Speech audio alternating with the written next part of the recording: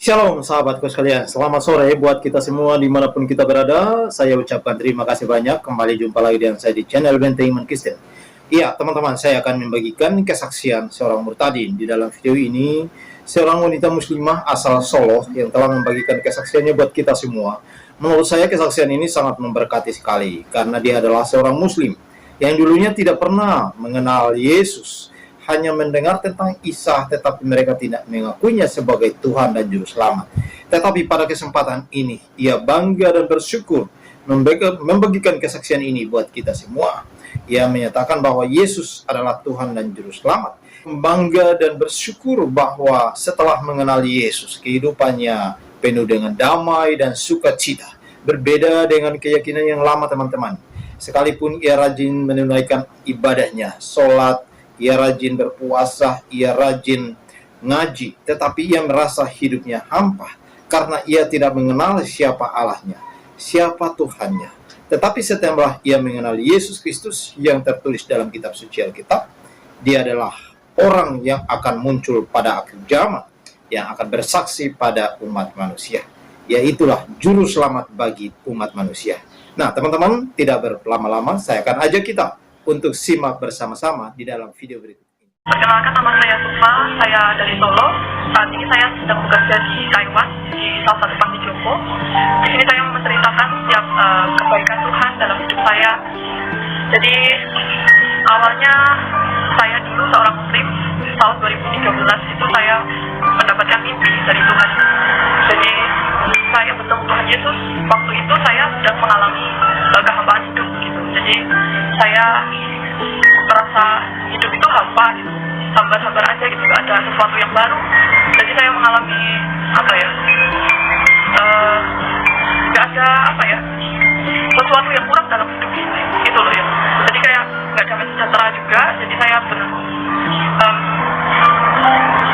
sekolah saat itu saya masih sekolah, tapi kayak hidup tuh begitu saja gitu. Saya tidak merasakan Allah yang hidup gitu. Saya juga sholat, saya juga puasa, saya melakukan semua ibadah itu, tapi kayak semuanya tuh kayak rutinitas aja, kayak formalitas gitu, kayak gak ada sesuatu yang benar-benar dari hati, dari hidup di hati saya gitu. Jadi suatu ketika 2013 saya bermimpi, saya ketemu Tuhan Yesus. Di situ posisi saya sedang berada di kayak di padang gurun gitu, di padang gurun kosong, gak ada orang. Saya bermimpi ada sosok di depan saya, dia sedang duduk, dia sedang melihat saya ke hadapan saya, dia senyum, itu terlihat seperti bersinar-sinar seperti itu. Saya rasanya ingin mendekati itu, tapi dalam hati saya berpikir itu Tuhannya orang Kristen gitu. Saya sudah mengerti itu Tuhannya orang Kristen gitu. Saat itu kan saya masih muslim, jadi saya berpikir, tapi saya di situ saya pengen mendekati sosok itu, nggak peduli itu Kristen atau enggak. Rasanya saya pengen mendekati sosok itu, saya ingin bercerita kalau hidup saya itu hampa gitu. Saya sebelumnya saya itu sholat tahajud, saudara. Jadi saya sholat tahajud itu sepertiga malam, saya berdoa. Saya kayak ngomong sama Allah saat itu kan dengan cara muslim. Saya cerita, saya berdoa, saya menangis di situ kalau saya mengalami hampa gitu. Dan saya pengen sesuatu yang baru. Saya pengen, kalau memang Engkau, ya Allah, kalau memang Kau hidup, tolong tunjukkan kepada saya gitu. Selama ini Engkau itu jauh, Engkau itu kayak disembah tapi jauh gitu. Walaupun saya berulang kali menyembah, beribadah berapapun banyaknya, tapi saya tidak merasakan kedekatan Tuhan. Saya kayak menantang Tuhan gitu. Kalau memang Kau hidup, tolong tunjukkan kepada saya. Saya itu nangis sampai. Terus saya habis itu tidur. Nah, saya dapat mimpi itu tadi. Saya ketemu Tuhan Yesus itu. Rasanya saya pengen mendekati sosok itu. Baru satu langkah saya pengen mendekati sosok itu, tiba-tiba ada banyak lalu lalang orang. Padahal tadinya nggak ada orang, tiba-tiba ada banyak lalu lalang orang gitu. Kayak suasananya kayak zaman dulu kayak gitu. Nanti pada pakai sorban kayak gitu. Terus dari situ saya bangun. Sampai di situ saya terus langsung bukan langsung percaya langsung jadi Kristen, enggak juga. Saya masih bertanya-tanya apa ya maksudnya itu mimpinya. Terus saya ngomong sama teman saya yang Kristen di sekolah. Saya hubungi, saat itu masih SMS, belum ada WhatsApp. Saya SMS teman saya, kalau saya mimpi begini, saya ketemu Tuhanmu. Terus singkat cerita, mereka mengajak saya untuk berdoa di sekolah. Tapi saya nggak mau dikristenkan, saya nggak mau jadi Kristen gitu. Saya nggak suka sama orang Kristen gitu, ilfil sama orang-orang Kristen. Terus beberapa kali mereka mengajak saya berdoa, terus saya maulah, sungkan kan biasa, terus nggak mau kan. Ya udah saya maulah, untuk kali ini saya mau. Dan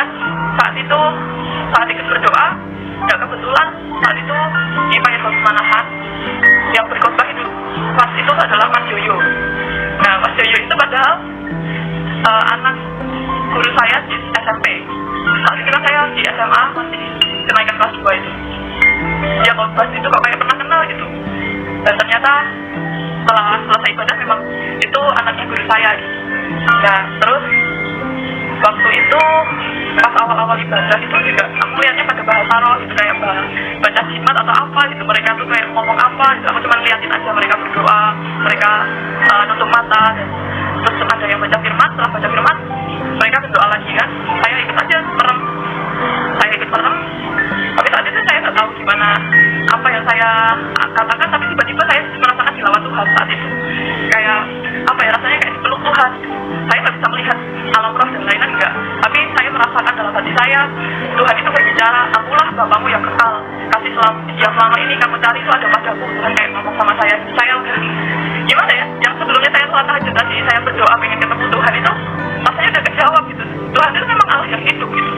Di situ saya dilawat Tuhan, saya nggak bisa berhenti menangis. Ternyata memang Tuhan itu hidup, Tuhan itu sayang sama saya, Tuhan itu mengasihi saya gitu. Tuhan itu benar-benar hidup.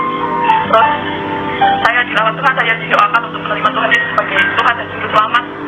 Dan mulai saat itu saya mulai menerima Tuhan.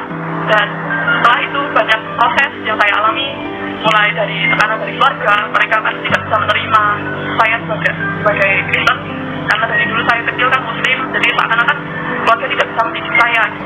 Jadi mereka merasa kecewa. Jadi saya sempat diusir dari rumah itu selama 4 hari. Saya sempat dipukulin juga sama kakak saya karena dikira saya kesurupan kan, kok nekat ke gereja gitu kan. Tapi saya tetap nekat ke gereja karena saya merindukan firman Tuhan, merindukan Tuhan ngomong apa hari ini. Saya selalu merindukan itu, yang saya nantikan di gereja itu bukan euforia dan lain-lain, bukan itu, tapi mereka melihatnya saya kesurupan lah dan lain-lain seperti itu, tidak bisa menerima saya kafir. Tapi setelah 4 hari Tuhan mengubahkan hati mereka dan saya suruh balik ke rumah. Saya balik ke rumah, tapi dengan catatan saya ngomong juga, saya tetap percaya Tuhan Yesus. Kalau memang saya harus pulang ke rumah, ya udah, tapi harus diam-diam, jangan ngomong sama yang lain. Soalnya saya tinggalnya di satu gang itu keluarga semua gitu, kayak ada om, tante, semuanya satu gang itu keluarga besar. Jadi kalau ada kabar sedikit pun jadi tahu semua gitu. Jadi kamu gak usah ngomong-ngomong. Ya udah, selama hampir sekitar 1 tahun setiap saya ke gereja itu selalu diam-diam gitu. Kalau ada teman dari gereja jemput itu harus di gang jauh itu, saya harus jalan dulu, saya harus bayar harga. Di saat-saat itu saya harus gak boleh ngomong sama siapapun, gak boleh. Ya saya gak ngomong, tapi tetap ada waktunya Tuhan itu selalu tepat gitu. Saat itu saya diem aja, tapi tiba-tiba semuanya dibukakan Tuhan sedikit. Mereka tahu kalau saya itu orang Kristen gitu. Mereka tahu. Tapi ya gimana ya, mungkin kalau secara manusiawi saya pikir nanti mereka marah dan lain-lain, tapi dalam hati tetap suka cita, mau mereka mau menerima atau tidak itu bukan masalah itu juga. Jadi ini tentang keselamatan, jadi ini keputusan saya ya begitu. Tapi setelah itu gimana ya, banyak proses yang saya alami di sekolah, di pekerjaan. Saya alami banyak gimana seperti Tuhan Yesus saat dia juga disiksa, diludahi, di apa-apakan sampai dia mati di kayu salib itu kan untuk menebus semua manusia. Itu apa ya, menjadi teladan saya gitu. Kalau Tuhan Yesus saja sampai mati, itu yang saya selalu pegang saat awal-awal saya menjadi Kristen. Kalau sampai orang lain cuma mengucilkan saya, memukuli dan menyindir dan lain-lain, itu tuh nggak seberapa besar pengorbanan Tuhan buat hidup saya. Jadi banyaklah sampai sekarang bukan berarti saya menjadi Kristen dan hidup itu enak-enak saja, nggak begitu. Tapi justru tantangan itu selalu ada, ujian hidup itu selalu ada. Tapi di situ Tuhan selalu memperlihatkan kalau kita itu lebih dari pemenang. Kita bisa melewati setiap ujian-ujian yang kita hadapi di dunia ini dengan kekuatan Tuhan. Gitu. Ya, saya bersyukur sampai sekarang saya bisa bekerja di Taiwan dengan kekuatan Tuhan, dengan hikmat Tuhan saya bisa melakukan semua ini. Semua ini kasih karunia Tuhan. Semua kemuliaan hanya buat Tuhan saja. Jadi semenjak perkenalan saya dengan Tuhan, itu selalu membawa saya kepada pengertian bahwa Tuhan Yesus itu baik. Setiap rancangan Tuhan dalam hidup saya itu baik. Saya percaya bukan saya saja, tapi semua orang itu sebenarnya Tuhan memiliki rancangan yang baik untuk setiap manusia sebenarnya. Cuma karena manusia belum mengerti kebenaran, belum mengerti keselamatan bahwa Tuhan Yesus adalah Tuhan Allah yang hidup, mereka seringkali berkutat dengan dosa begini. Jadi saya ajak teman-teman semua yang merindukan kuasa Tuhan Allah yang hidup, mulai berdoa dengan dirimu, berdoa dengan hati yang tulus, ngomong dengan kepada Allah yang Maha Kuasa bahwa engkau merindukan jamahan Tuhan yang hidup, engkau merindukan apapun yang kamu katakan itu, Tuhan itu melihat hatimu. Jadi setiap kerinduanmu, setiap apa yang kau rindukan itu Tuhan melihat hatimu. Jadi katakan saja sama Tuhan apa yang kau rindukan, apa yang ingin kau alami dalam hidup ini. Ngomong aja sama Tuhan. Tuhan itu Allah yang hidup, dia tidak Gusti boten sare. Jadi Tuhan itu gak tidur. Tuhan itu Allah yang hidup, benar-benar mengerti apa yang menjadi kerinduan hatimu. Mulai buka setiap hatimu, ngomong sama Tuhan apa yang kau rindukan, Tuhan akan menjawab itu pada waktunya. Orang-orang yang telah berjumpa dengan Tuhan, mereka adalah orang-orang yang sangat beruntung sekali. Karena apa? Mereka berjumpa langsung dengan Yesus Kristus, dan Yesus menunjukkan jalan yang hidup, jalan yang benar itu, jalan yang lurus itu. Sekalipun dulu hanya angan-angan mereka tentang siapa jalan yang lurus itu, tetapi pada akhirnya mereka bisa menemukan hanya ada di dalam Kristus Yesus, Tuhan dan Juru Selamat kita. Ya, di dalam kitab suci Alkitab kita menjelaskan tentang semua nabi yang ada di muka bumi ini, cuman hanya ada satu yang akan datang pada akhir zaman. Ya, sekalipun mereka menyebutnya adalah nabi, tetapi kita menyebutnya adalah Tuhan.